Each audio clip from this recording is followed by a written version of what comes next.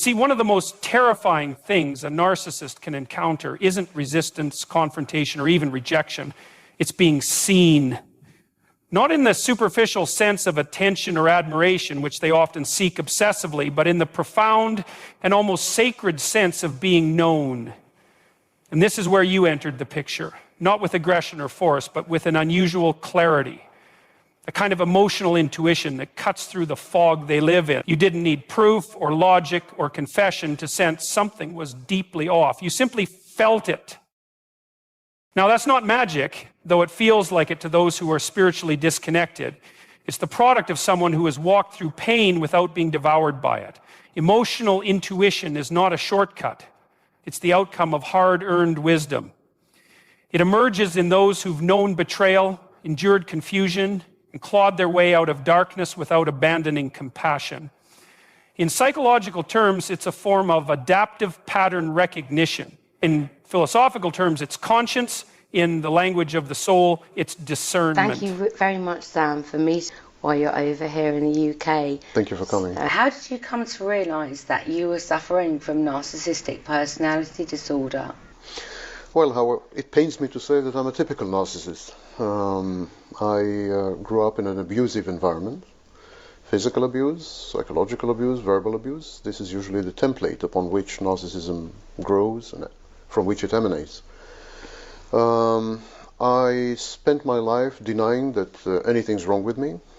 I went through life oblivious to the harm I was doing to myself and to others, until I've hit rock bottom.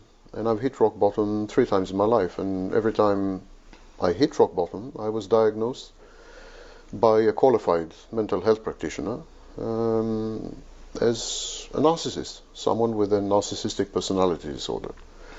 It didn't sink home the first time, it didn't strike home the second time, but the third time I said to myself, I have to find out what this thing is. It's cancerous, it's malignant, I keep losing everything I have,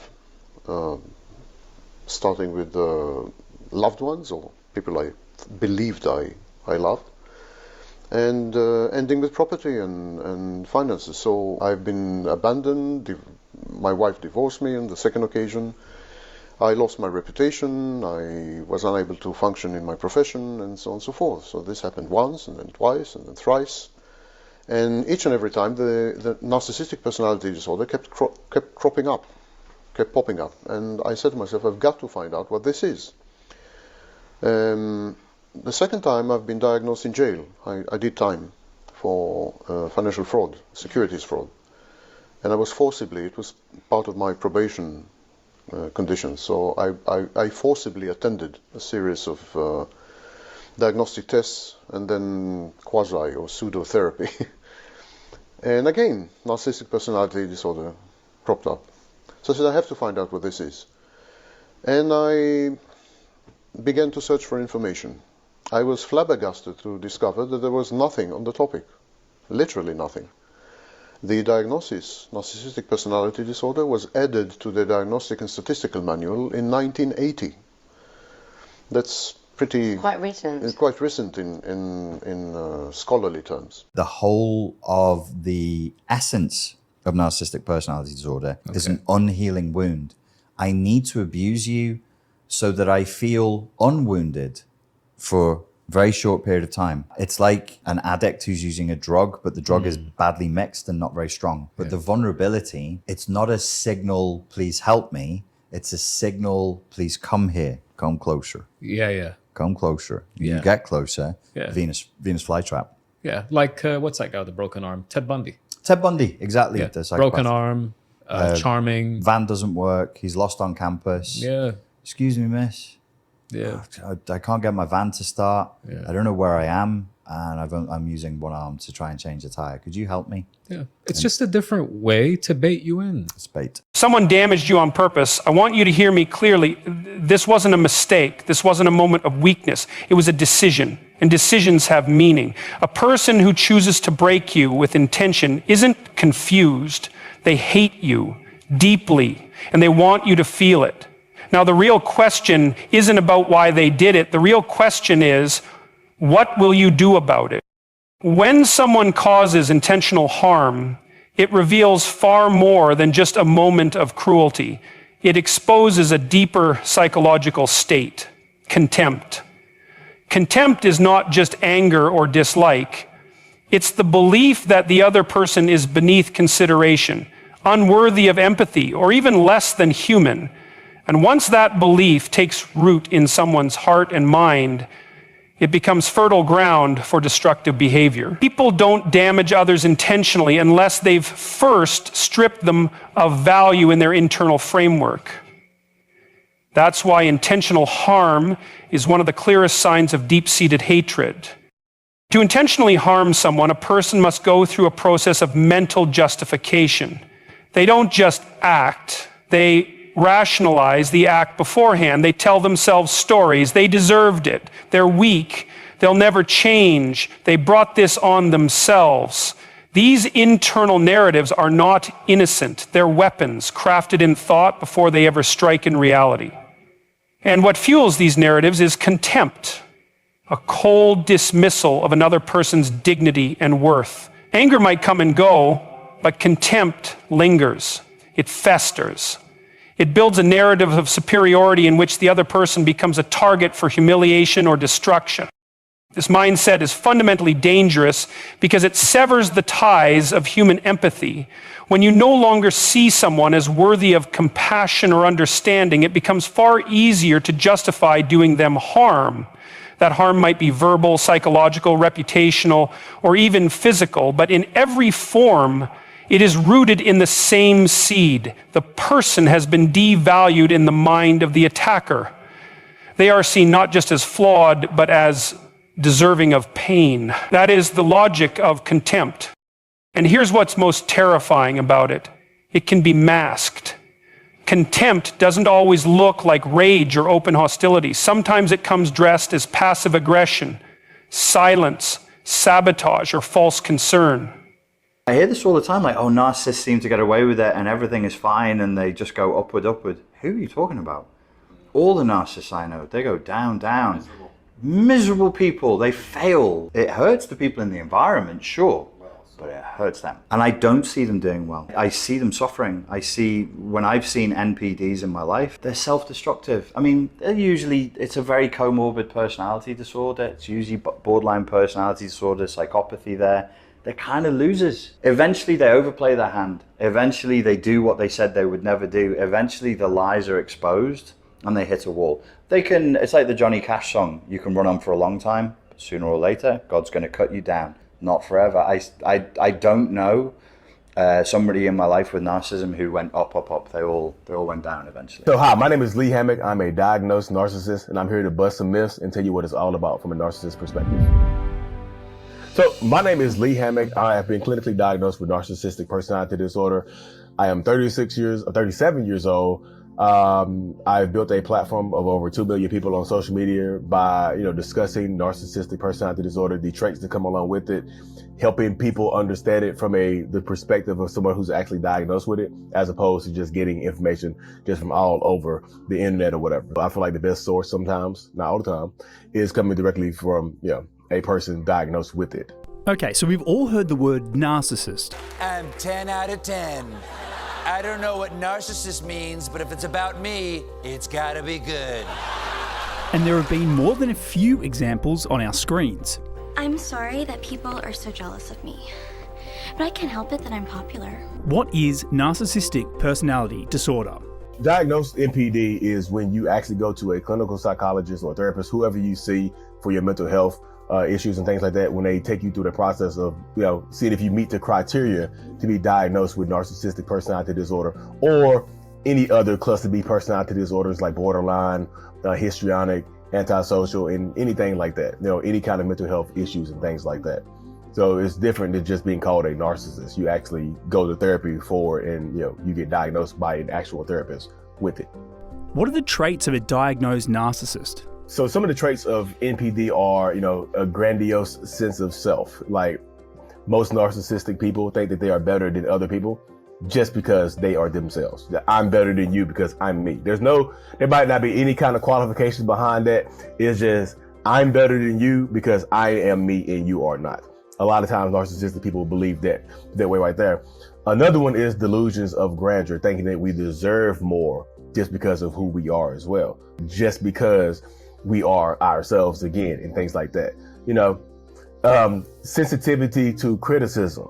Like when you're dealing with a narcissistic person, toxic person, whatever, there's no such thing as constructive criticism. It's all criticism. It all hurts. You can't correct me in any type of way without me feeling like you are attacking me personally and things like that. Those are just a few off the top of my head. I mean, there's a few more, but those are typically the ones that kind of come out first. Of course, there are more narcissists out there than what is diagnosed, because most people don't go get diagnosed. Most narcissists are not going to go sit in the therapist chair and let a therapist or psychologist or whoever tell them that something is wrong with them and things like that. But the personality disorder is different because it's pervasive. It's a pattern of toxic behaviors and things like that, self-destructive behaviors and things of that nature right there. So what's the hardest thing about being a narcissist? I feel like you're not in control. You're not in control of who you are or what you're doing. You are present of who you are. Like, I'm present of who I am, but not all the time in what I'm doing or why I'm doing the things that I do. Sometimes it feels like I'm on autopilot. Like I'm here, I'm present, I can see you, like I'm talking to you right now.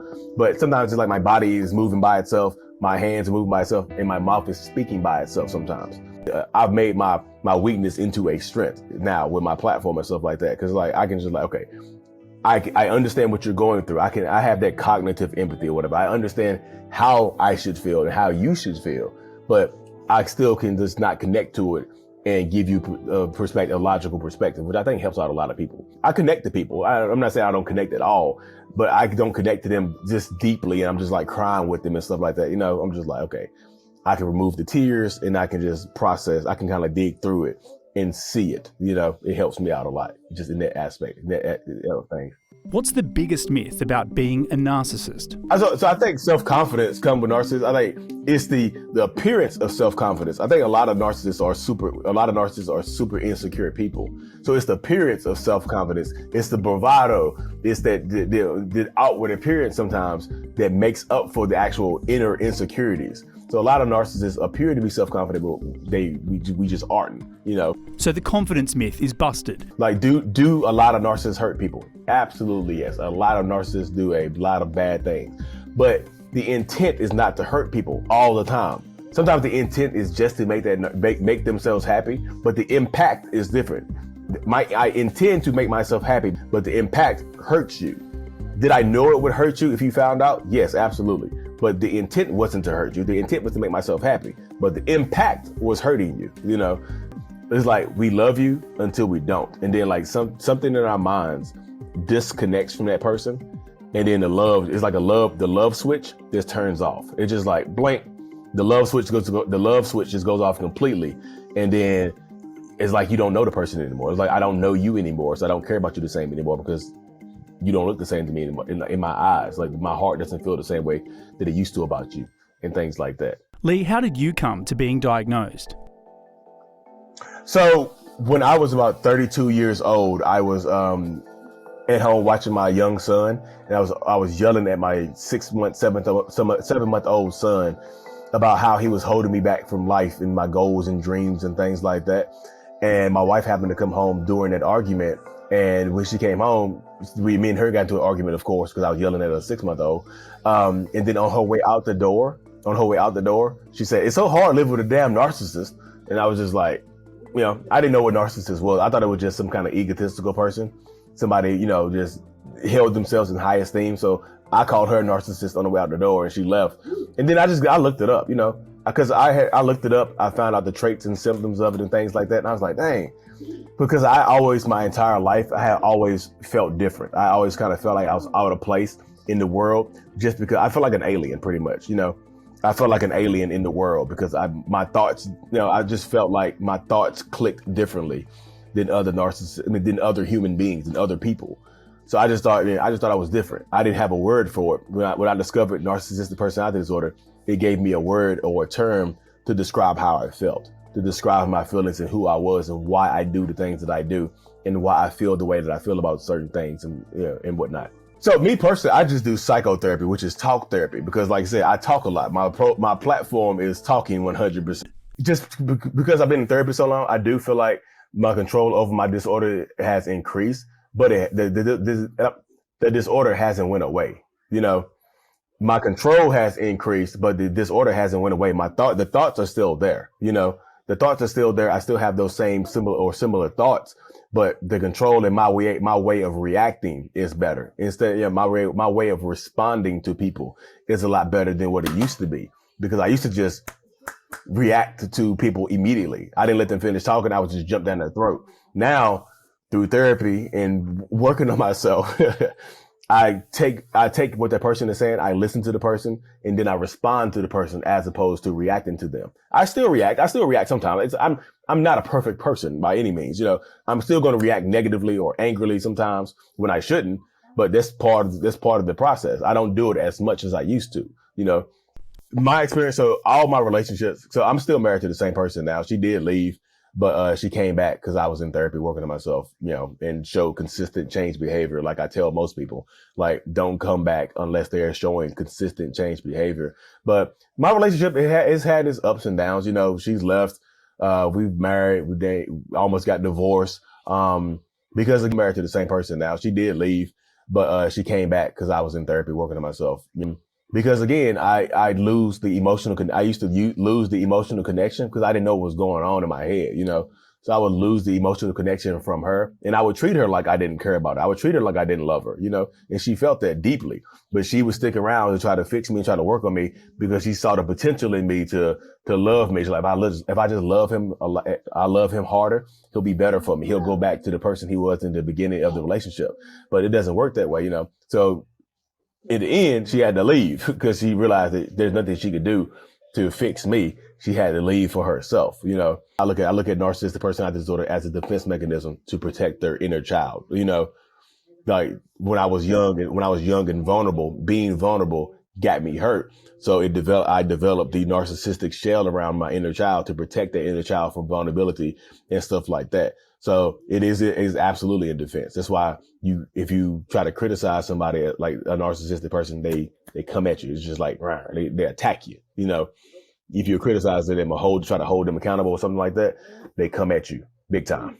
It seems like there's been more discussion of narcissism now than ever before. Why is that? So I think narcissists have been around for a long time, but I think social media has shined the spotlight on narcissists more than anything now. It's like kind of like drug narcissistic personality disorder and toxic behaviors out of the cave that it's been hiding in for so long. It's like shining a light on it right now here, but they actually shine the light on narcissists. It showed because our grandparents could have been narcissistic and there was no camera in their face to show there was no camera in their face to show them who they were or what they were doing, or to show your grandma that your grandpa was a narcissist, or show your grandpa that your grandma was a narcissist. You know what I mean? There's no DSM-5 for them to read through together and diagnose somebody else or see the toxic traits that they were going through and things like that. So a lot of those grandparents are still alive today being toxic, narcissistic people, and social media didn't create them. You know, I just feel like generational trauma, like their parents could have been narcissists, their grandparents could have been narcissists. It's like a system of trauma being passed down from generations to generation to generation, and nobody's working on themselves. Nobody's trying to heal that trauma. They're just putting it to the side, just like accepting it. Like a lot of times, especially in the older days, you couldn't really get divorced. It was like embarrassing to separate the family. So your grandmama could have been a narcissist and your grandpa could have been a good person, but they had to stay married. So they raised your parents in this toxic ass household because they couldn't get divorced, you know? So I think narcissists have been around for a very, very long time. It's just like the light is on it right now, you know? And I think a lot of people are realizing what they're going through because of social media. Yeah, it's you know, I don't think social media creates narcissists. I think it's just shining a light on them more than anything. Extreme jealousy and resentment when your success, happiness, or independence threatens their fragile ego. They may secretly wish for your downfall. Their envy can manifest in subtle sabotage or overt hostility. You know, one of the most subtle, but also the most dangerous signals that a narcissist has crossed the line from merely manipulative into genuinely destructive is their jealousy. Not just the ordinary envy you, or I might feel if we see someone succeed, where we've failed that's human. I mean, a corrosive, pathological jealousy that eats them alive. Think about it this way.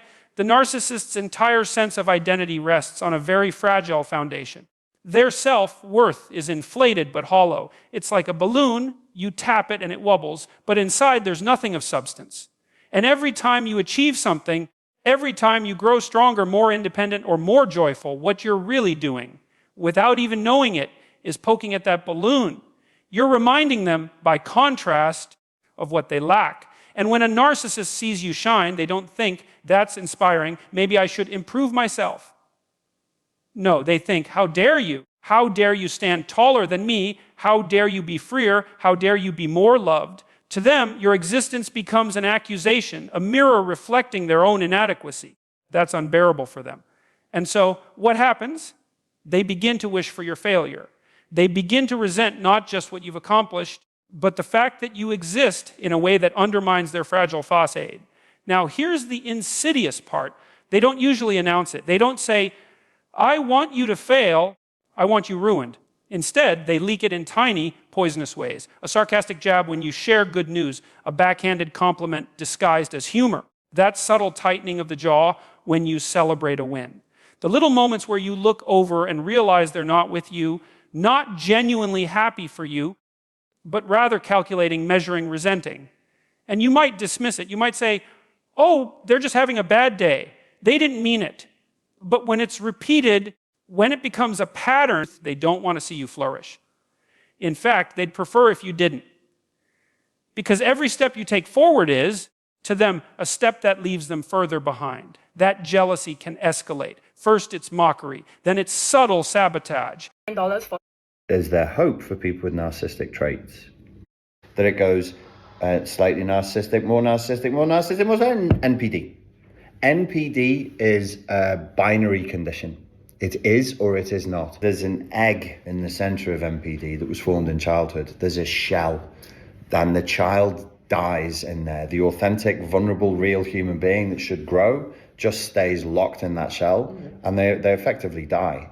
There's very little hope for people with full-blown NPD because the shell is formed probably before 8 years old. What makes the narcissist tick in your relationship with him, and how does this affect your psychology? You're in the right place, and definitely with the right guide, which happens to be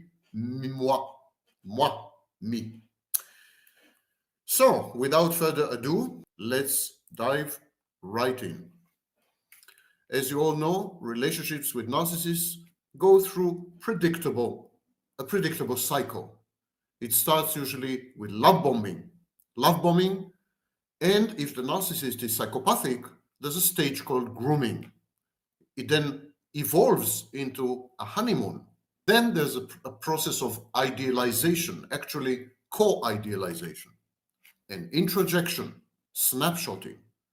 Then there is the inevitable devaluation, then there is discard, and then there is replacement and repetition compulsion. I will dwell on each and every one of these phases and explain to you in depth the psychology, the engine behind this inexorable, inevitable, ineluctable cycle. Why does the narcissist keep doing it? And so I will explain to you that the narcissist actually cannot help himself. And this is why it's called a repetition compulsion. And before we go there, a few things about narcissists.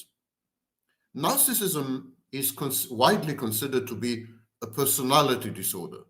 Now, if there are two words in psychology I hate most, it's personality and disorder. I think the personality is a fictitious construct that has no grounding in any studies or anything we know about human beings. I think that these people are actually had experienced complex trauma in childhood. They are the sad outcomes, the sad reactions to CPTSD, complex trauma. Now, this complex trauma must have happened in the formative years. In psychology, the years between 6 months and 6 years. This period in human life is when we are essentially formed. We use metaphors such as core identity or self or ego, superego and id, if you're a Freudian. These are all, of course, metaphors. No one had captured an ego or a self in a bottle. These are allegories, similes. But something happens in these first 6 years of life. And if you're exposed during these years to a dead mother, dead not in the physical sense, but dead in the emotional, psychological sense, a mother who is absent, a mother who is selfish, depressed, a mother who is dysfunctional, a mother who instrumentalizes the child, uses the child to realize her wishes and fantasies and dreams, a frustrated mother, and so on and so forth. A mother who spoils the child and prevents the child from getting in touch with reality. And so a mother who hinders the child's personal development and growth. All these things are very traumatic because the child cannot become. He dies mentally and emotionally. And both people with borderline personality disorder and people with narcissistic personality disorder are actually victims of childhood abuse. Now, I know that many of you would scoff or be startled by the idea that narcissists are victims, but of course they are. They are. Narcissists are children who had chosen a specific solution, trying desperately to cope with an environment which had been toxic and not conducive to growth. Narcissists are abused children.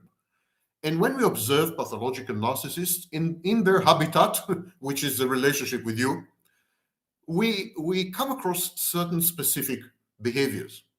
First of all, narcissists self-soothe. They have self-soothing behaviors. So narcissists very commonly are addicted to alcohol or to workaholism, or to shopping. Whatever they do, it's addictive. And the reason they need to self-soothe is because of something called prolonged grief syndrome. Prolonged grief syndrome means that the narcissist mourns and grieves his childhood, his lost childhood. The narcissist's background is sad. Another thing common to narcissists is repetition compulsion. They tend to repeat the same behaviors regardless of outcomes. Someone said, erroneously, but never mind, that the hallmark of craziness is repeating the same thing, the same behaviors over and over again, expecting different results. Well, that's the narcissist for you. The narcissist has repetition compulsion. In his relationships, for example, the narcissist would select an intimate partner and then go through the same mistakes he had committed in previous relationships. The devaluation, the discard, the callousness, the ruthlessness, the cruelty, the sadistic abuse, etc. He just can't help it. That's the meaning of the word compulsion. Compulsion means he's compelled to do what he does. It's not, he doesn't control his behaviors. The next thing is dysfunctional attachment. Most narcissists have avoidant or insecure attachment styles. More likely avoidant dismissive. Avoidant dismissive attachment styles are attachment styles which are not conducive to bonding. They are not real attachment. I think narcissists are incapable of getting really attached to anyone, really bonding with anyone, really committing to anyone, and really investing in anyone. And there are many reasons for this, but suffice it to say that they are incapable. They also don't have access to positive emotions. Early in childhood, the narcissist had learned that positive emotions, such as love, lead to pain, result in hurt. So he doesn't want to do this anymore. He doesn't want to love anymore. And he's afraid to tap into his positive emotions because his positive emotions are marinated in a reservoir of historical pain and hurt. If he were to love again, he would feel very threatened. So he's incapable of emotions. And there are other reasons why he's incapable of bonding and attachment. I will touch upon this a bit later. The next thing you need to know about the narcissist is that he is discontinuous. There's no continuity there, no coherence, no cohesion, no core, nothing stable. The narcissist is shape-shifting, mutable, exactly like a river. He has dissociative self-states. He appears to be different persons. It's like his shape is shifting or switching between personalities. He has no memory of the vast majority of his life. He experiences his life as something out there. He is merely the observer, the spectator, the director of a movie, or an actor on a stage in a theater play called My Life. So he doesn't experience his life directly, but only indirectly. An exercise you can do is you go up to somebody from an angle where they can't see you coming up to them, and you surprise them. You go, hey, Mike, whatever. They turn. For that second, their expression reveals how they really think about you. You can express a kind of, and they smile. You can see the little disdain in their eyes. Then the mask comes on. If you can just master the ability to detect the fake smile, it will go wonders for you. Have you ever wondered why certain people seem to trigger an almost violent reaction in narcissists? Why some individuals can walk into a room and immediately make a narcissist's mask slip, their carefully constructed facade crumbling like paper in the rain? Well, if you've ever witnessed a narcissist's meltdown when confronted by someone who refuses to play their games, someone who sees right through their manipulation with cold, calculated precision, then you've probably encountered the narcissist's greatest nightmare. Today, we're diving deep into the psychological warfare that happens when these two personality types collide. And trust me, it's not pretty for the narcissist. We're talking about a clash that goes beyond simple disagreement or personality differences. This is about fundamental incompatibilities that strike at the very core of how narcissists operate in the world. You'll understand exactly why narcissists fear logical people so intensely, and most importantly, how you can use this knowledge to protect yourself from narcissistic manipulation. The psychopath, what they do is they pull you in by becoming what you need. So the moment that they transform into what you need to see or what you need to hear, you develop a cognitive blind spot for all of these warning signs. And that's the biggest thing that happens, that I'm talking to this person where it feels like we're having this great connection. When my brain says, I like this person, then it leads to I trust this person. So our brain, if we're not careful, starts to ignore some of those things. With narcissists, they don't have the ability to spend lots and lots of time with a person. At the 2-3 hour mark, you're going to start seeing little cracks in that facade that person's trying to present. I'm starting to see a lack of facial expressions. I'm seeing stress increase because their actions are not demonstrative, they are performative. Chair Jackie Norris called for radical empathy. Are you still calling for radical empathy? There was an interesting phrase was used in this clip as sort of a prescription of how we respond to things like this, and it's radical empathy. And so often this radical empathy is associated with radical violence and radical crime. So why does nobody believe the scapegoat? Let me share with you some things that might give you some understanding of that. Number one, character assassination. Scapegoats, empaths, and truth tellers often face character attacks. Again, your motives are wrong, you're not stable, you don't have good integrity, you've messed up, you've made mistakes. So how can we believe you? Secondly, a protection of the status quo. They will protect the status quo to keep it just as it is, with you as the scapegoat and them as the in crowd and you as the out crowd, to maintain that status quo. Then, of course, they don't have to look at their own issues, as long as they keep that system in place. Thirdly, cognitive dissonance. One of the reasons why no one will believe the scapegoat, because the scapegoat is sharing things that go against the malignant normalcy that's actually toxic normalcy. And so we have to shut that down because it's just too painful and too difficult to consider that. Because if I consider the views of the scapegoat, that starts leading me down the path of reconsidering other views I have and other beliefs. And so they don't wish to do that. A good phrase for cognitive dissonance is, don't confuse me with the facts. These are my beliefs, and don't confuse me with the facts. That's someone who cannot handle cognitive dissonance and will therefore not believe the scapegoat and tell everybody else the scapegoat is wrong. Fourthly, the family superself. The family superself, which is a self that everyone partakes of as you're growing up in a family. We have these intergenerational selves that we partake of. You can think of it as group think, group feel, malignant normalcy, however you want to think about that, but it's that programmed way of thinking, feeling, behaving. And it's that family super self that is present that makes the scapegoat not fit. So you cannot believe the scapegoat because they're not carrying the party line. A process called bad object introjection. Bad object introjection means the narcissist as a child had been told that he is bad, that he is unworthy, that he is a failure, that he is a loser, that he is good for nothing, and had come to expect as a child conditional love. If he performs, he gets love. If he does not perform according to maternal or paternal expectations, he doesn't get love.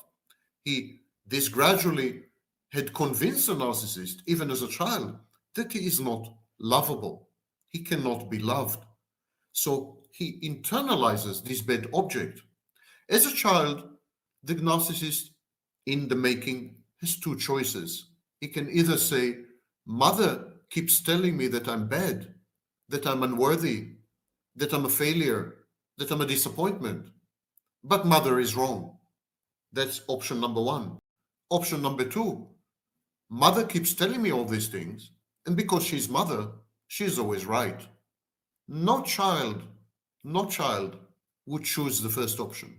No child would think bad things about mommy. And the reason no child would do that is because the child depends for his life on his mother. He cannot afford to think of mother as a bad, malevolent, evil object.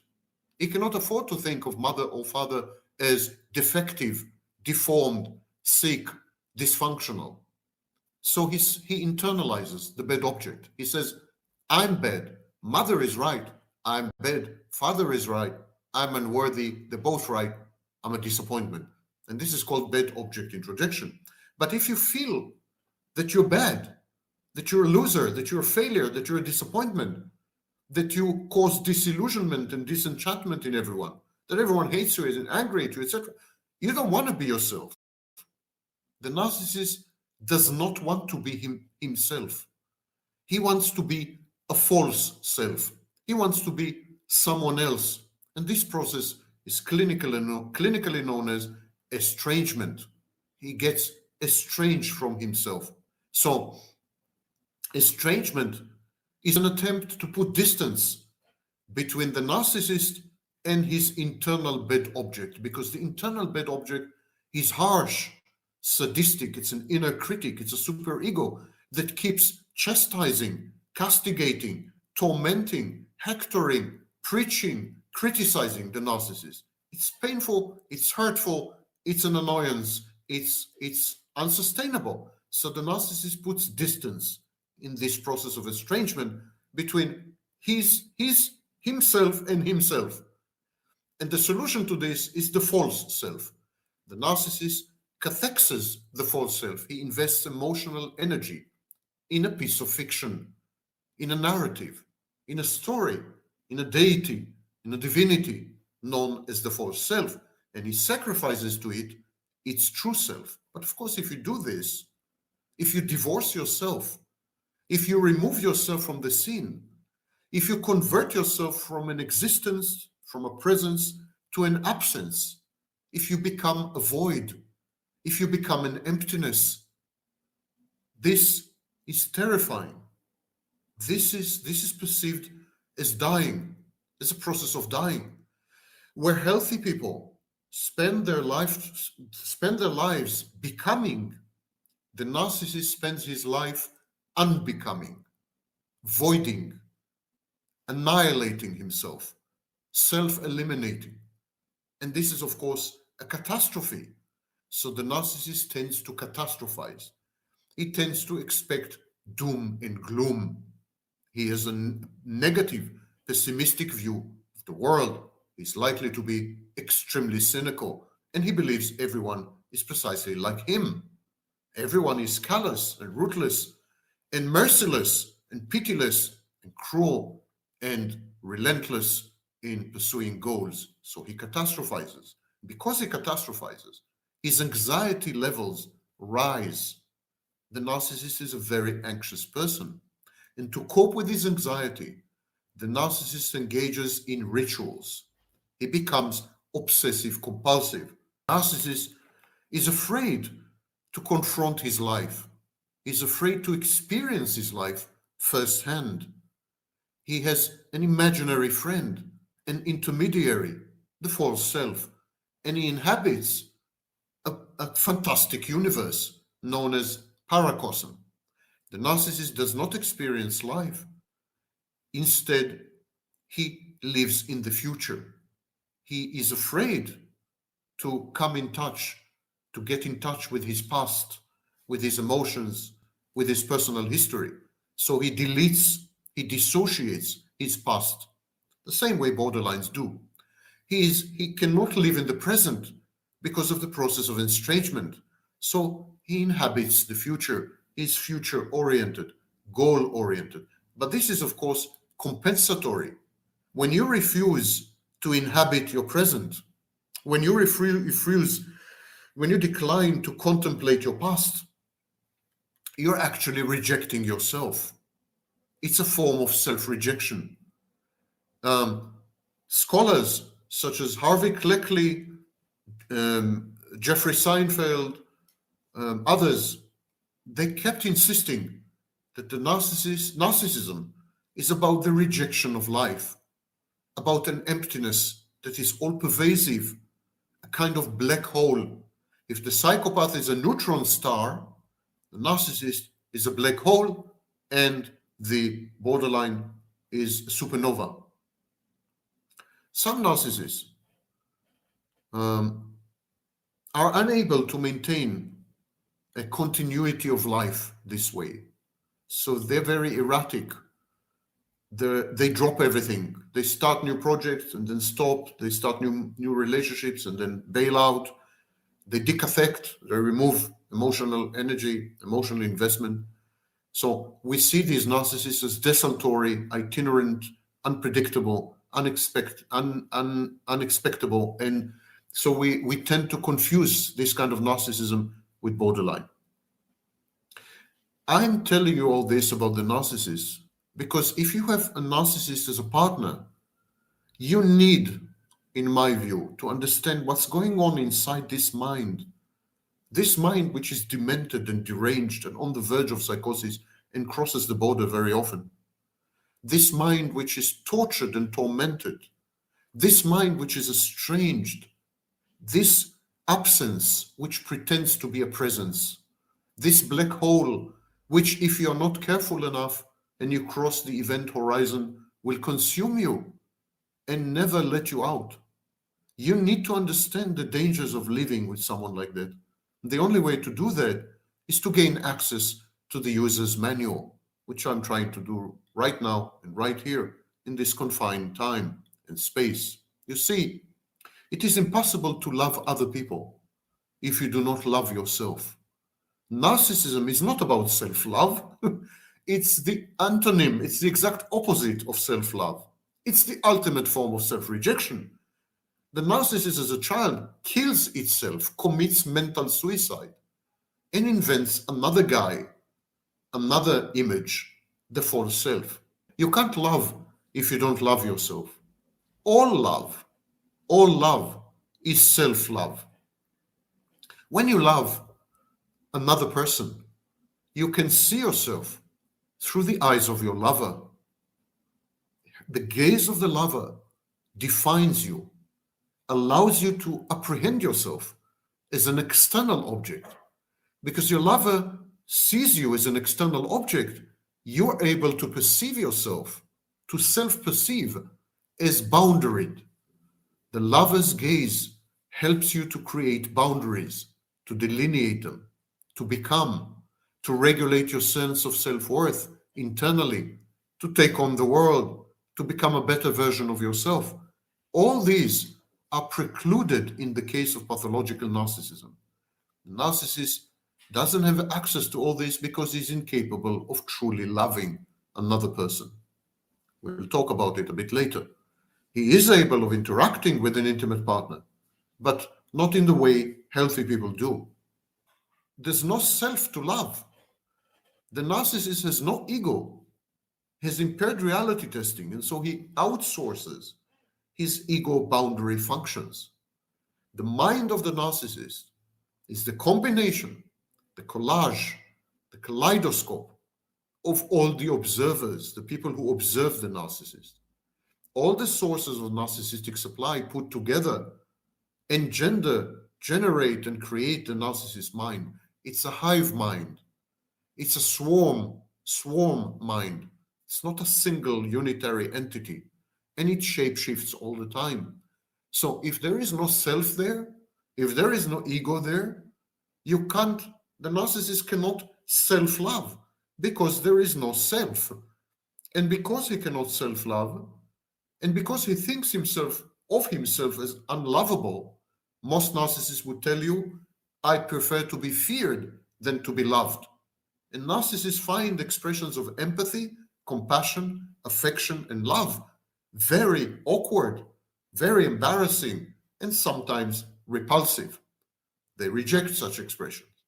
So the narcissist has an incapacity to love. In clinical terms, we say that there is a failure to generate self-objects or object representations. The narcissist can invest in you, his energy, his resources, even some emotions.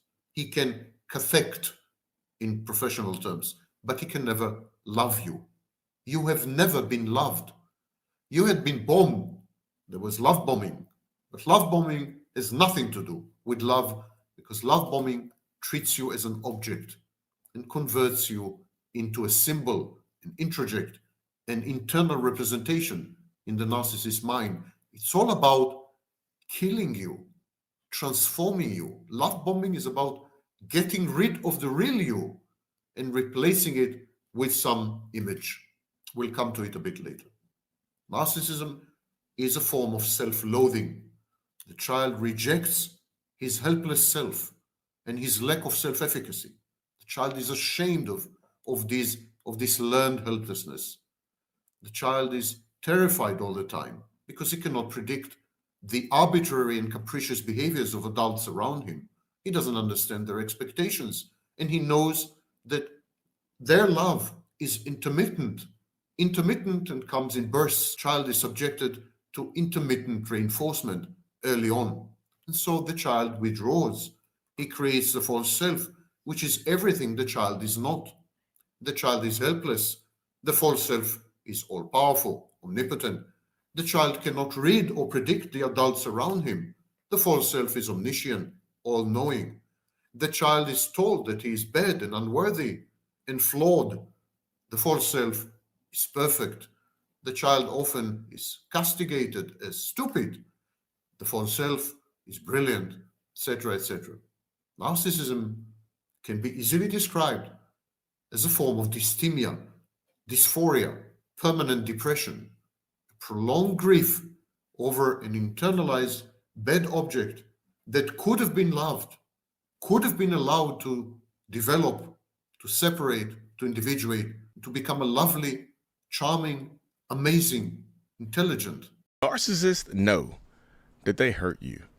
Do they know the pain that they put you through? Do they know the things that they are doing to you are bad and will be frowned upon, and people will just turn their backs on them if they knew the absolute truth? Do they know? That's what we're talking about today, y'all. If you're new here, my name is Lee Hammock. I'm a diagnosed narcissist, and welcome to another episode of the Narcissist Code.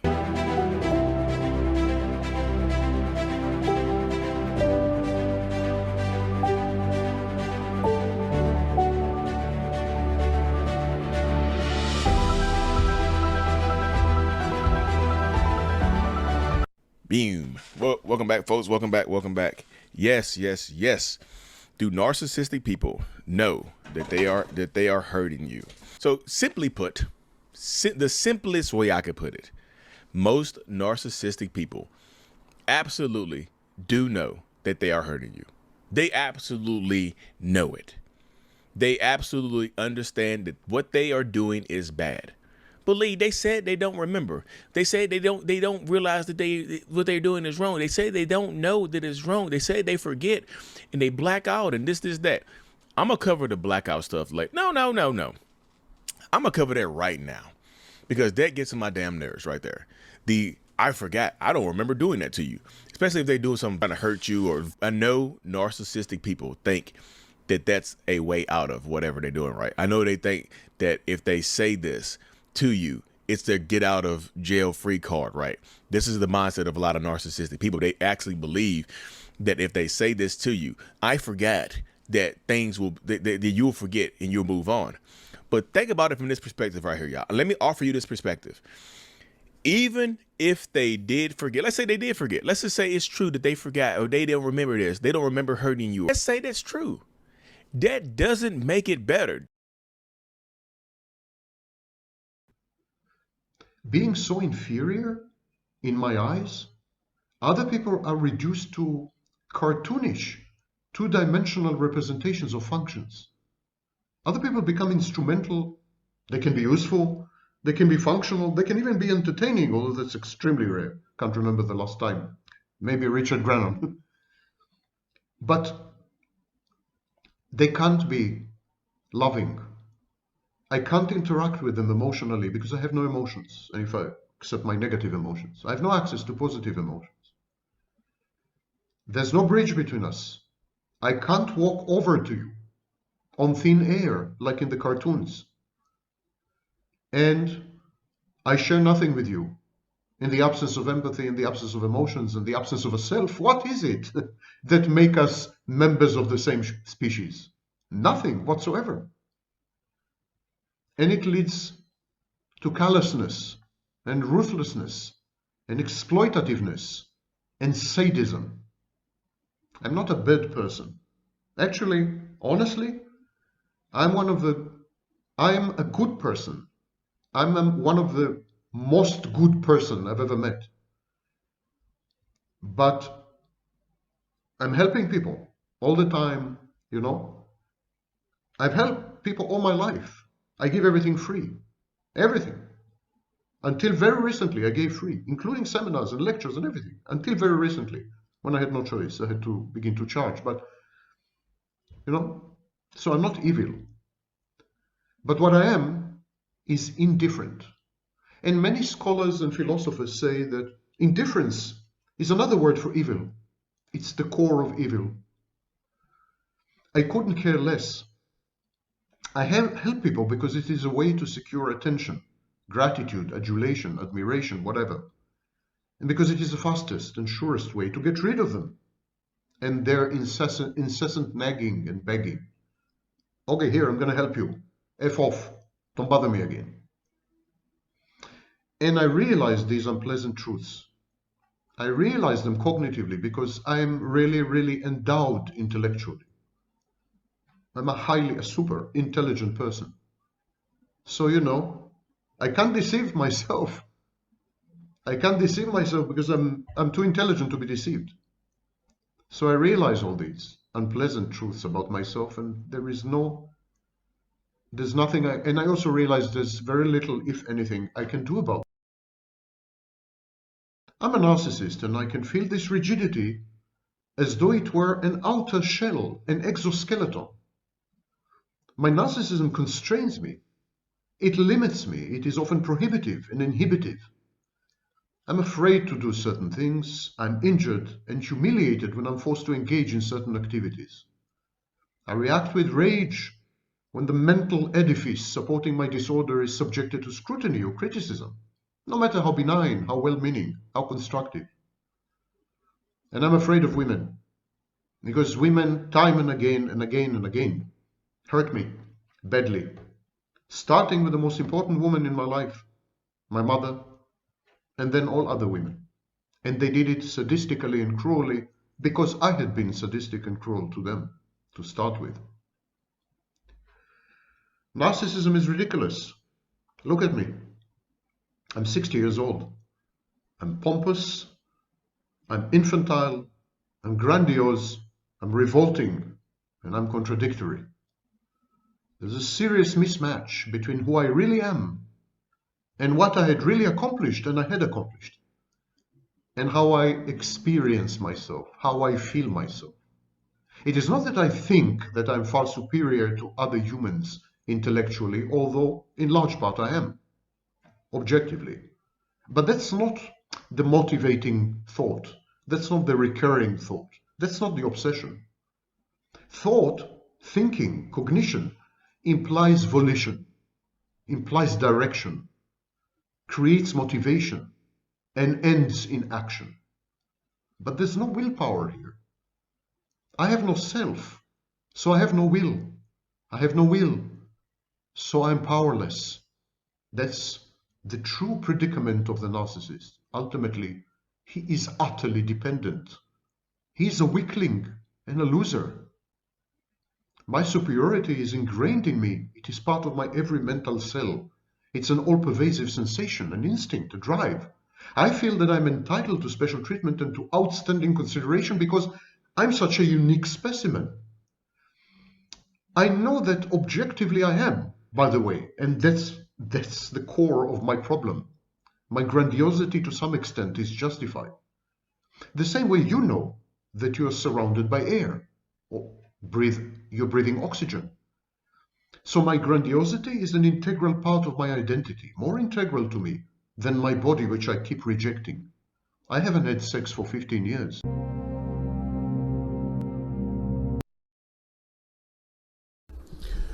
The reason the narcissist is very effective at manipulating you, controlling you, and inducing in you emotions and moods is because, exactly like you, the narcissist is a victim. Narcissism is a post-traumatic condition. The narcissist has been the victim, usually, of his parents. As a victim, the narcissist chose a highly specific solution.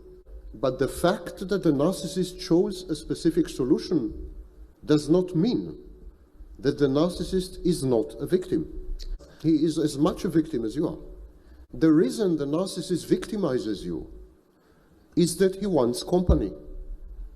As long as you are not victimized, you are alien to the narcissist. Narcissist wants to feel at home among his own kind. He wants to be among victims because he's a victim.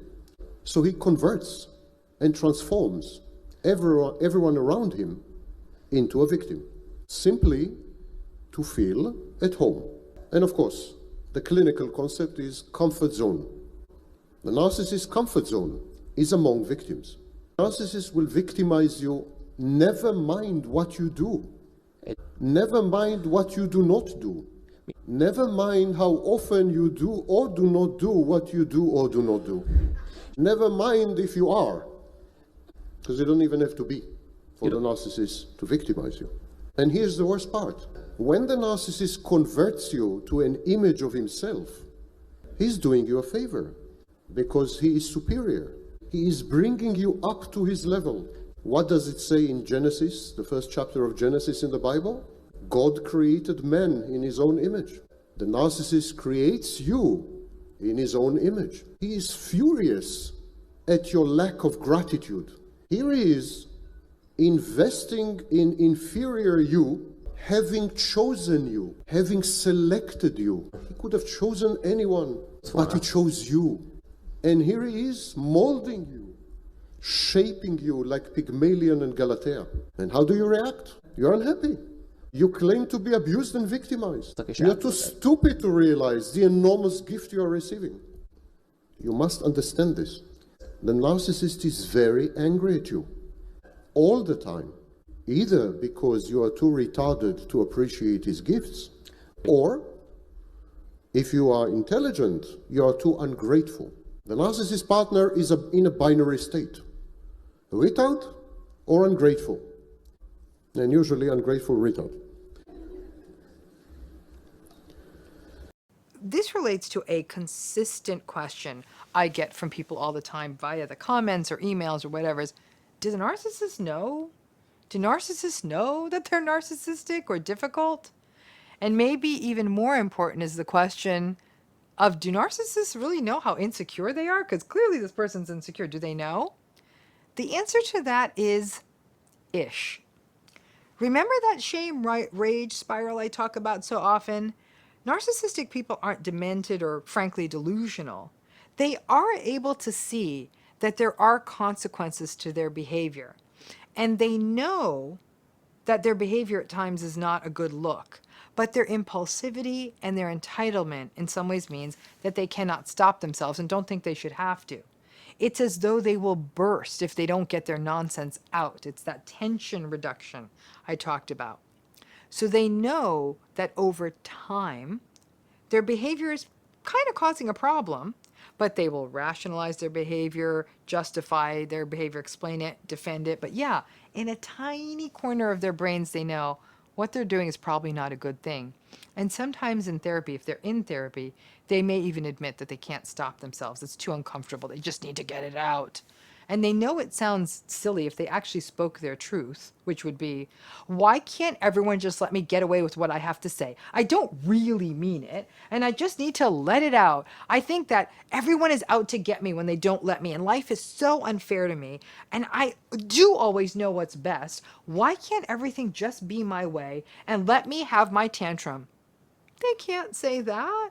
So there's an inflection point in every narcissistic relationship.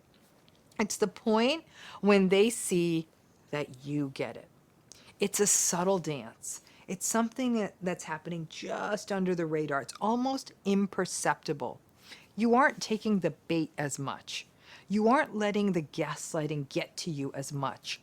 You're gray rocking a little more. You're not defending. You're not explaining. You may even be holding yourself a tiny bit taller because now you get it. Maybe you aren't putting yourself down as much or getting as anxious when they say they will cut bait and leave, or maybe we need to get a divorce, or when they throw their passive-aggressive stuff at you. Interestingly, at this phase of the relationship, it becomes even more miserable, and the narcissistic person will act out even more. It's as though you have peered into their insecurity and figured out their game, and they don't like that. When people start to gray rock, you can almost graph it. It looks like a roller coaster. The narcissist's rage will increase for a while. They aren't getting the same fights out of you. The bait isn't working. Remember, they need you to take the bait and behave in an unhinged way so then they can say, ooh, somebody's all worked up, and they can feel better about themselves. So they start getting meaner, up the roller coaster. They start insulting your friends or family. They start going after things about yourself that they know are triggers for you. They may make fun of your job. They may make fun of your cooking. It starts getting more and more toxic. You didn't think it was possible, but it is. But if you could stand your ground and not break, get to the top of that roller coaster, the narcissist will actually start to deflate. In some cases, they'll get bored, but they'll deflate. However, on your way to this destination, top of the roller coaster, is a world of abuse, anger, and rage. So if you thought it was bad before, zoop. So when you finally start to get it, somehow they sense it. For all of their lack of empathy, people with narcissistic personalities are tremendously attuned to their worlds, but from a to the world around them, but from a very egocentric perspective. They're always monitoring for threats. They're always looking for that person who looks at them the wrong way. They don't believe that they're ever showed the respect they believe they deserve. They feel like they don't get enough validation for all their greatness. They notice the shifts, and they notice that people are onto them. There is a point for every narcissistic person when they recognize that they have gone a bridge too far. Once they recognize that people are starting to see it and are starting to kind of walk around the narcissist as though the narcissist is unhinged, that in essence, they sort of feel like they're being kind of handled by other people, They don't like it because it activates shame. But now they're in a catch-22 because at some level, they kind of know they're unhinged. So it's a big, strange circle. Once you see it, you start walking a much bigger circle around them, and they start to say like, oh, they see. They may have a wide range of behavior when you start walking that bigger circle and go between rage and trying to show you that they can keep it together and try to show you I'm actually a nice person. They may go to insults, to passive aggression. The narcissistic relationship is all about control. The narcissists never accounted for that because they don't understand it. Their entire internal world is shaped by masks. The mask of charm, of superiority, of false humility. They construct identities to manipulate perception, and to them, every interaction is a game, a manipulation, a move on a chessboard where the goal is control. So when someone comes along who doesn't play the game, who sees the whole board, they panic, not overtly, not at first, but deep inside, something fractures because the mirror you've held up to them doesn't reflect back the powerful image they've worked so hard to create. It reflects back the truth. That guy is so hot. That guy's a performative male. Of course he's hot. He's doing it to attract you. What does that mean? Let me break it down. Let's start with the beanie. A fisherman's cut wool knit in the middle of summer. It's barely on his head. Probably to hide his bald spot. Notice the cafe beverage. A matcha latte. A woman's kryptonite. But here's the thing. It hasn't been touched. Notice how it's still full. That matcha latte's bait. A classic performative male move. A tote bag. Powerful tool for women. What's inside? A single vinyl record. Do you see any record players? No. That is the show. And of course you can forget the novel perched in his pocket. Why put it there when you have a tote bag? Why fold it like that when it's going to wreck the book? I guarantee he doesn't even know what that book's about. And what do we have here? The cherry on top of perfect female bait. A journal. Look at him go, journaling hard, right at the bar where everyone can see. You think that's a coincidence? No. This is a pro. See what I mean? Yeah, I guess. You know, women do it too. No way. Take in her aesthetic.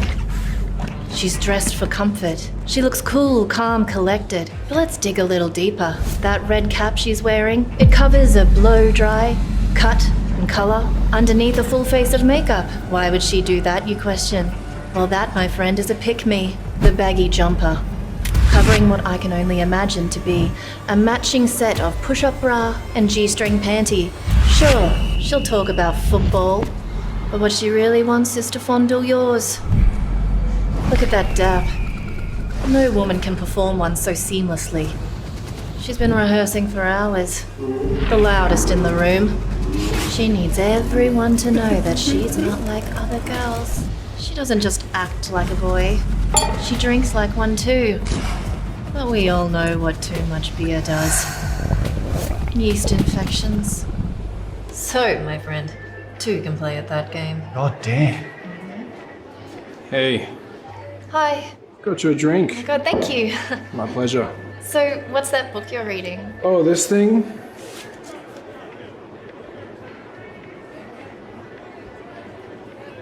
You.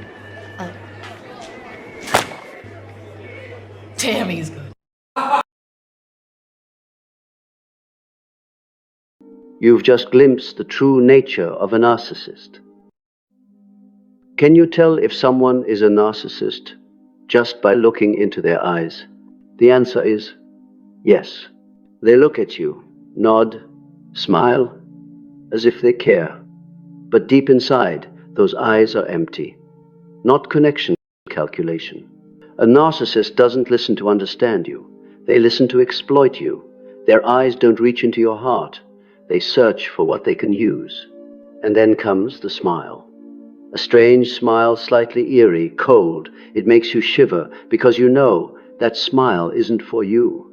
It's just a mask. Remember, your intuition never lies. If their eyes and smile make you uneasy, that's no accident. That's a sign. You've just glimpsed the true nature of a narcissist. Boundary violation. Violating your boundaries won't be a big deal for them. They will need to put you down on a regular basis. Being close to a narcissist will impact your emotions, mood, and well-being over time. The next, then they're cold, dismissive, or even cruel. Why does it feel like narcissists secretly despise the very people they claim to love? And from someone who only knows how to tear you down, there's something much darker at play. I've spent the last 20 years researching self-worth and narcissistic relationships. As a coach, author, and survivor myself, I teach practical systems to help empower you. In this video, I'm going to break down exactly why narcissists hate the ones they claim to love, the twisted psychology behind it, and most importantly, how to protect yourself. Being hated by a narcissist is confusing. If they despise you, why don't they just leave? Why invest so much effort in punishing, criticizing, or tearing you down? Why cling to someone they claim to resent? Most people assume that hatred means rejection, that it's about wanting someone gone. But with a narcissist, hatred isn't about pushing you away, it's actually about keeping you close. For a narcissist, both love and hate are transactional forms of possession, not connection.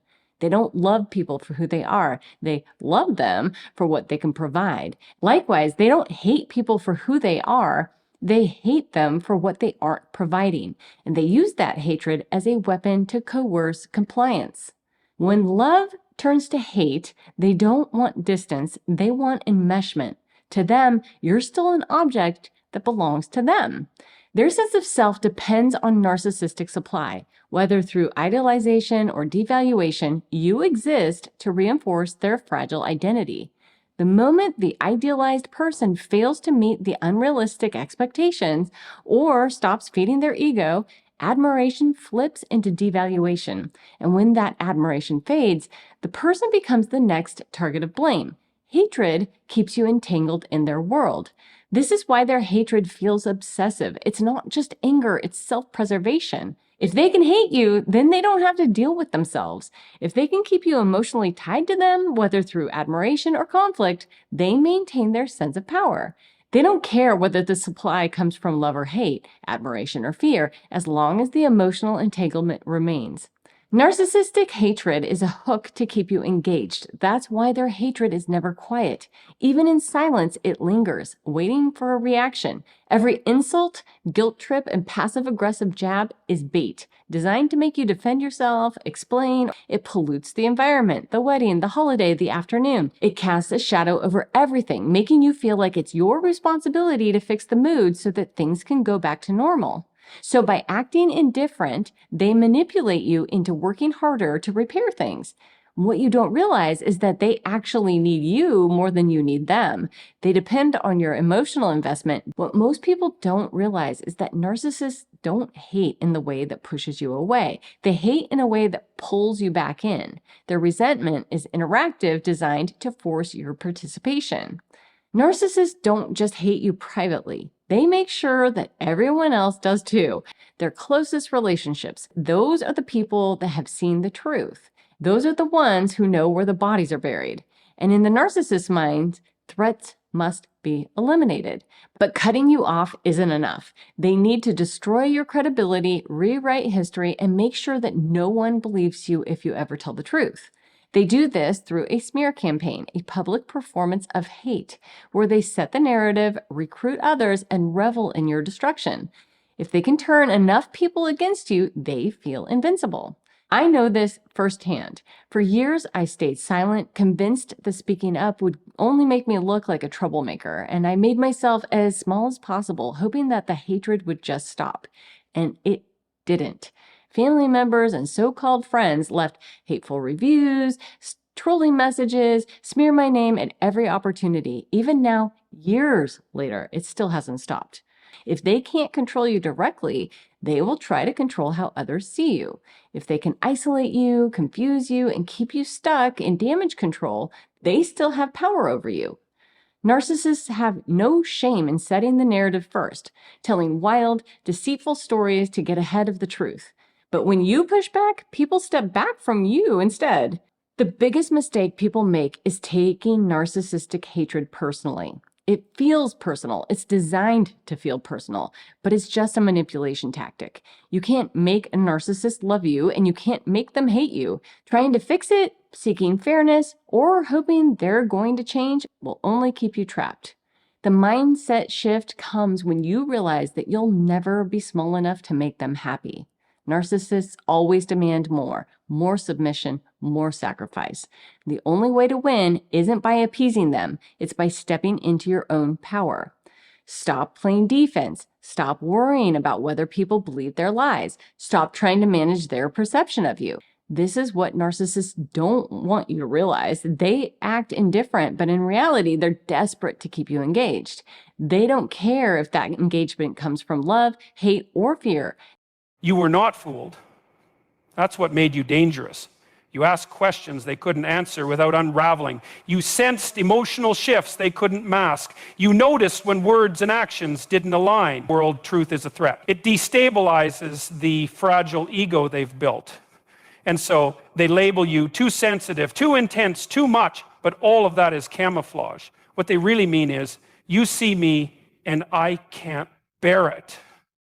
There's a psychological phenomenon known as cognitive dissonance, where the mind experiences discomfort when reality contradicts identity. The narcissist lives in a chronic state of dissonance, but they manage it by distorting reality. They rewrite the past, twist your intentions, and project their own flaws onto others. But your emotional intuition, that destabilizes the entire structure. It forces an encounter with the self, and that is their deepest fear. This is why they often turn on the very people who show them the most compassion. You, the intuitive one, became the target, not because you were weak, but because you were perceptive. You noticed the patterns, the micro-manipulations, the emotional withholding. You picked up on the subtleties that others overlooked, and in doing so, you disrupted the illusion. You reminded them, consciously or not, that they are not as invincible as they believe. And that realization doesn't fade with time. In fact, it often grows louder. Because while others in their life may continue to feed their delusions, you are the one who didn't. And even in your silence, even in your absence, that truth lingers. It whispers at night. It confronts them in moments of quiet. It haunts them, not because you punished them, but because you reflected what they tried to escape. That's the great paradox. You were never trying to destroy them. You were simply being honest, present, real. And in a world built on facades, authenticity is radioactive. So don't underestimate the impact of that. You didn't just walk away with your dignity. You walked away having shaken the very foundation they stand on. You left them with a choice, though most won't take it, to confront the reality they hide from. And if they ever do, your presence, your intuition, your insight will be the ghost that guided them there. But whether or not they change is not your burden to carry. What matters is that you saw the truth and didn't run from it. You trusted your intuition when it would have been easier to doubt it. And in doing so, you reclaimed something sacred, your clarity. Let them wrestle with what was revealed. You don't need to stay in the fire to prove it was hot. You already know it was. What many people fail to grasp, what narcissists in particular fail to want to grasp, is that light doesn't just illuminate beauty, it also casts shadows. And when a genuinely good, self-aware person enters the life of someone operating in darkness, it's not just a pleasant addition, it's a confrontation. One they never signed up for and certainly never expected. Now, when I say light, I'm not talking about naive positivity or superficial cheerfulness. I'm referring to that deep, stable, radiant kind of light that emanates from someone who has faced their own suffering and refused to become bitter. It's forged in truth. It's anchored in humility. And it has the unnerving capacity to expose not just the environment, but the internal state of the people in it. That's precisely what happened when you stepped into their world. You didn't walk in with the intention to challenge them. You weren't seeking power, revenge, or superiority. But your presence, your steadiness, your integrity forced something to the surface, something they'd worked very hard to bury. Carl Jung spoke at length about the shadow self, the collection of unacceptable desires, fears, traits, and behaviors that we repress in order to maintain a socially acceptable identity.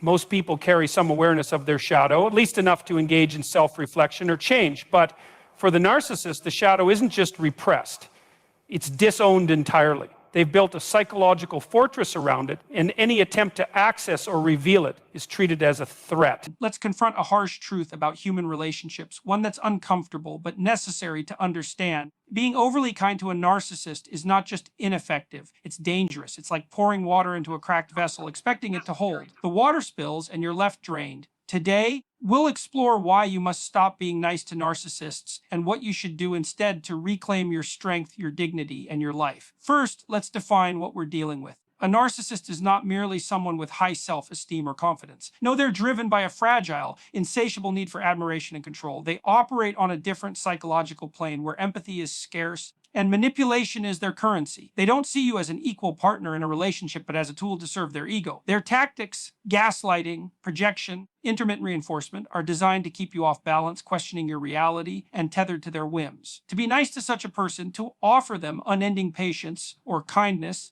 is to hand them the keys to your emotional world. And they will use those keys not to build, but to plunder. Why does being nice fail? Because kindness in the narcissist's mind is weakness. When you bend over backward to please them, to avoid conflict, or to win their approval, you're feeding the very beast you hope to tame. Imagine a predator in the wild. Offering it your hand doesn't make it your friend, it makes you prey. Narcissists thrive on attention, and your kindness, however well-intentioned, becomes fuel for their entitlement. They don't reciprocate, they exploit. They don't change, they double down. The more you give, the more they demand until you're left depleted, wondering where your self-respect went. This isn't a call to be cruel, it's a call to recognize that kindness without discernment is self-destruction. So what should you do instead? The first step is to set boundaries, and I mean ironclad ones. Boundaries are not sections, they're declarations of your worth. If you say, I will not tolerate disrespect, you must mean it, and you must act on it. Narcissists test limits like children probing a parent's resolve. If you waver, they'll pounce. Be firm, be consistent, and be prepared to walk away if those boundaries are crossed. This isn't about punishing them. It's about protecting you. A boundary is a line in the sand that says, my dignity stops here. And when you enforce it, you're not just shielding yourself, you're teaching the narcissist that their tactics no longer work. Next. A person who secretly loathes you might still smile to your face, but their actions will tell the truth. The manipulation, the subtle cruelty, the sabotage behind the scenes, those are signs of a deeper moral rot. Because contempt doesn't always seek justice, it seeks destruction. And it doesn't necessarily want to be caught. It wants to harm while remaining untouchable. When someone has reached that place where they can willfully cause damage and still sleep at night, you're not dealing with a momentary lapse in judgment. You're dealing with a conscious decision to harm. And that decision doesn't happen in a vacuum. It's built on a foundation of contempt, layer by layer, thought by thought. By the time the damage is done, the person doing it has already convinced themselves that you deserved to be broken. Intentional harm is not a random event. It's a reflection of how someone truly sees you, or rather, how they don't. And once someone's contempt has reached that depth, it's a sign that you're not safe in their presence because they've already decided you're not worth protecting.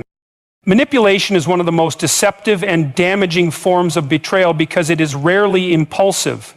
It is carefully thought out, layered in false kindness or emotional games, and designed to benefit the manipulator at the expense of someone else's clarity, security, or trust. What makes manipulation so insidious is not just that it causes harm, but that it is often carried out under the illusion of connection, affection, or even loyalty.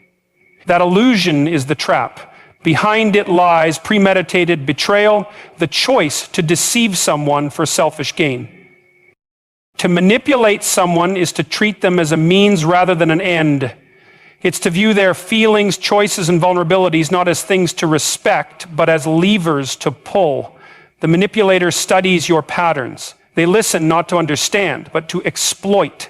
They observe what moves you, what makes you hesitate, what you fear losing, and then they construct a plan to push those emotional buttons. That kind of strategy is not accidental. It's calculated. It takes time, effort, and most importantly, a willingness to violate the moral boundary that separates influence from control. Manipulation starts small. It often begins with subtle distortions of reality, gaslighting, guilt-tripping, selective honesty, or emotionally loaded silence. The manipulator tests the waters, watching how far they can go. And if there's no resistance, if the target begins to doubt themselves, they go deeper. Each act builds on the last. The victim starts to lose their sense of independence. Decisions become harder. Self-trust erodes. And through it all, the manipulator maintains their mask of concern, love, friendship, or authority. That mask is essential. Without it, the manipulation would be obvious. But with it, the betrayal is hidden and therefore more devastating. The reason manipulation qualifies as betrayal is because it violates an unspoken agreement in human relationships, the expectation of honesty, or at the very least, transparency. When someone pretends to support you while secretly steering you for their own advantage, they are breaking that bond. And they know it. Manipulation at its core is a betrayal of reality. It replaces truth with control, respect with strategy, and intimacy with advantage. It is betrayal not just of another person's trust, but of the very idea that relationships should be based on mutual respect and truth. And when someone manipulates you, they are not just lying to you, they are deciding that your autonomy is theirs to use. If you value loyalty, they betray you. If you value honesty, they lie convincingly. If you value reputation, they smear it. And often, they don't do it loudly. They operate in shadows through whispers, small actions, and subtle sabotage. They understand that if they can get to what you care about most, they don't need to scream or lash out. They just need to touch the right nerve. The psychological impact of this kind of targeting is profound. It forces you to question your own values. You may begin to wonder, why did I care so much? Was I too vulnerable? Should I stop trusting people? These are natural reactions, but they're also part of the damage. The attacker wants you to not only suffer the loss of what you love, they want you to lose your belief in loving anything at all. That's when they win. The most chilling part is that this tactic often comes from people who are or were close to you. Strangers don't usually have access to your most valued areas of life, but those who know you intimately, who have seen what you cherish, are in the perfect position to exploit it. That makes the betrayal even deeper. The pain isn't just about what was attacked, it's about who did the attacking and how well they knew what it would cost you. This reveals something. They forget to pass along an important message at work. They accidentally leave you out of an invitation. They tell others lies that chip away at your reputation. They start setting traps, small ones at first, just enough to make you stumble. And every time you stumble, they feel better. They feel vindicated. Now, let's be very clear. When someone has reached that state, when they are secretly thrilled at your pain, they have crossed into dangerous territory. Because resentment doesn't stay still. It grows. It festers. But the worst part is that you, the target, often don't see it clearly. Why? Because you're probably empathic. You want to give them the benefit of the doubt. You think, maybe I'm overreacting, maybe they're just insecure. And so you let it slide. You tolerate the jab, you excuse the coldness, you downplay the sabotage. And that tolerance is exactly what allows their resentment to grow unchecked. If you've ever wondered why certain people seem to erupt in rage when you accomplish something good, that's why. Your light doesn't just illuminate your path, it exposes the cracks in theirs. And instead of repairing their own foundation, they want to smash yours. They'd rather pull you down than climb themselves up. It's important to grasp that jealousy at this level isn't a fleeting emotion. It's a strategy. The narcissist uses it to justify cruelty. He doesn't deserve that success. I'll make sure it doesn't last.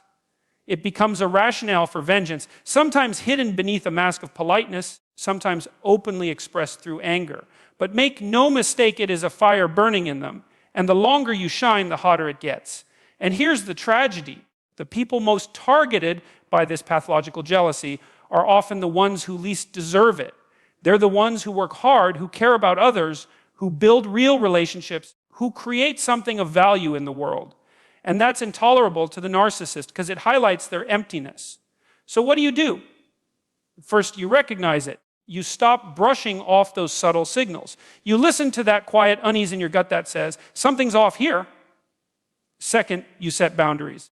If someone cannot celebrate your victories, if they consistently turn your joy into their bitterness, then you have to ask yourself why you are allowing them such close proximity to your life. Because here's the truth. You don't owe your success, your light, your progress to anyone else's comfort. And you certainly don't owe it to someone who resents you so deeply they would rather see you broken than whole. And this is why I tell people, jealousy is not harmless when it comes from a narcissist. It is the seed of something much darker. Watch closely. Because what starts as a bitter look across the room can evolve into deliberate sabotage. Dehumanizing and objectifying you, they stop treating you as a person with feelings and instead see you as an obstacle or possession. This detachment allows them to justify cruelty or harm without remorse. One of the most chilling signs that someone has crossed into dangerous territory is when they stop seeing you as a person. Not just in a casual moment of frustration, not just in a passing argument, but as a pattern, consistent, deliberate, erasing your humanity in their eyes. This is what narcissists do when their envy, their rage, their need for control reaches a certain threshold. They begin to dehumanize you. And what does that mean? It means you're no longer, in their perception, a living, breathing being with feelings, dignity, worth, and autonomy. You're reduced to an object, something to be used, discarded, manipulated, whatever serves their immediate need. You're a chess piece, not a partner, a tool, not a companion, a prop in their play, not an individual with your own story. When that shift happens, the danger multiplies. Because as long as they see you as human, there's at least some friction, however small, that restrains their cruelty. Even the most narcissistic person has moments, fleeting as they might be, where they sense they're dealing with another human being. But when they strip that away, when they start to look at you as nothing more than an obstacle or an asset, then the limits vanish. Think about history. Every atrocity, every act of unthinkable cruelty on a mass scale began with dehumanization. People are turned into numbers, into labels, into stereotypes so that it becomes easier to justify harming them. That same mechanism operates on a smaller scale in toxic, narcissistic relationships. If they can convince themselves that you're not really a person, at least not in the way they are, then they can rationalize anything. They can rationalize betrayal. They can rationalize sabotage. Now here's how you see it unfold in everyday life. The narcissist stops caring about your feelings. They dismiss your concerns outright. You tell them, that hurt me, and they shrug, or worse, they laugh. You ask for understanding, and they roll their eyes. Slowly, the message seeps in, your pain doesn't matter, your perspective doesn't count. But it doesn't stop there. They start talking about you as though you're not present, even when you are. They describe you to others in terms of utility, what you provide, what you do, what you fail to deliver. Not who you are, just what you are worth in their ledger. And in their private world, inside their mind, you're downgraded from a complex human being to a caricature. You're the enemy, the obstacle, the problem. This mental reduction makes it easier for them to act against you. Because how hard is it to push aside an object? How difficult is it to break a tool that no longer works the way you want? There's no guilt in that. No moral struggle, you might think, but surely they know better. Surely they can see I'm a person. Intellectually, yes, they know. But narcissism is not about truth. It's about maintaining the illusion of superiority and control at all costs. And when reality gets in the way, they distort it. So if recognizing your humanity forces them to feel guilt, shame, or responsibility, they twist the lens until you become, in their mind, something less than human. Here's the crucial point. Once someone dehumanizes you, they no longer feel bound by the moral codes that usually govern human relationships. But if you're no longer a loved one in their mind, if you're just an object in their story, then suddenly those moral boundaries dissolve. And that's when they become capable of shocking cruelty. This process is gradual, and it's often hidden beneath charming words and superficial affection. They'll alternate between idealizing you and objectifying you, keeping you off balance. One day you're perfect, the next you're worthless. One moment you're a treasure. Because this is the nature, this is the character of someone who is highly narcissistic or someone with NPD. This is how they operate. Yes, they will act like nothing ever happened. And not just on one occasion, this is a pattern throughout their lives. If you know the narcissist well, you will notice that this is a pattern throughout their entire lives. They lie about everything. They are pathological liars. They live in a false reality which is unstable. It lacks a foundation and structure, and this is why they are emotionally unstable. They're shifting from one moment to the next. They're in an unstable environment. And this is why by you being around them, you are liable to change as well. You are liable to degenerate and degrade because they do not have a stable sense of identity or sense of self. They don't know who they are. Because for us to know who we are, we have to connect our actions and behaviors to that. The effects, the influence that we have had on the people around us. They're not doing that. So how can they know who they are?